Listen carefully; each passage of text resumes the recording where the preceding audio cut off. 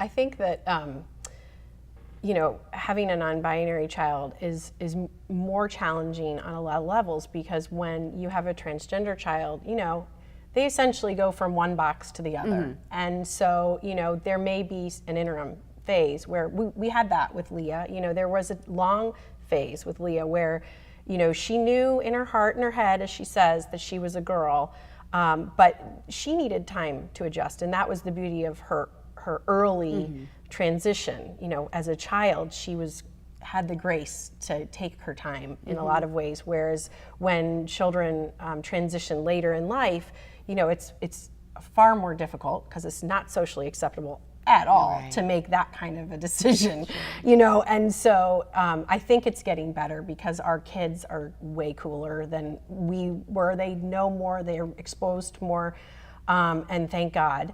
But I think that, you know, being non-binary is harder to socially accept because of our, you know, our want to have things so gendered in our society. And I love the non-binary. I appreciate it so much more.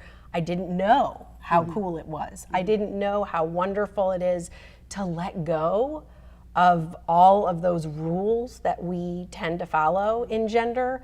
You know, as Leah started her transition and I was in that space with her, you know, I wanted to paint her room pink and pull out the tutus. And, you know, the therapist that we were seeing, Dr. Ellen Perrin in Massachusetts, you know, down in Boston, was saying, you know, just be patient, because we don't know what's going to happen and what Leah's going to decide. Like, let her lead the way. And so I had to really squash that urge to be like, okay, pink boxes, and, you know, like, we'll get rid of all the blue stuff. You know, I had to like shut that down, and that was hard, so much harder than I thought it would be. And to just be easy in this in between. So Leah went around for 2 years as even Liam, dressing as a girl, but had boy bedding. You know, we didn't put the trains away. Like all of that stuff, it was so much harder for me to understand. And even to this day, you know, Leah has her box of cars in her room. And I remember at one point, you know, she was so into Barbies and all the dolls and stuff. And I went away for a weekend, and I came home, and she had brought up all of the Thomas the Train that I had decided, well, you're not going to play with those anymore. You know, like, why I did that, I don't know. Because we buy into the gender aspect. We buy into it being two. And wouldn't it be nice if maybe all kids were raised non-binary? Right. And we're like, even so silly as driving through the drive-thru when you get your Happy Meal and they say boy toy or girl toy. Right. And you think, and then you look at the toys they give you. Yeah.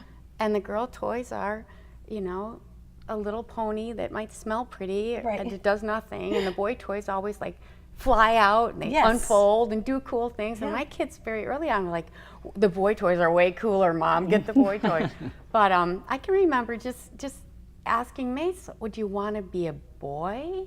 And May said, I'm not a dude, Mom. And I was like, okay, you know, I didn't know. I was trying to get comfortable in that space, but it took a while. And now we're very comfortable in that space, and it's gotta feel so liberating to not be held down to those expectations that we were raised with, which was, this is what girls do, and this is what boys do, and this is what girls are, this is what boys are, this is how girls dress and present, you know. And I think it would be great for everyone to have that freedom. Right. I think it would, if that happened, it would lead to so much more diversity in employment, in sports, and all kinds of things, because I'll be honest with you, I am unraveling what you all had to unravel. I'm unraveling it with myself before I transition. This is what you have to do to be a man. Right. This is what you have to do to be a woman. And I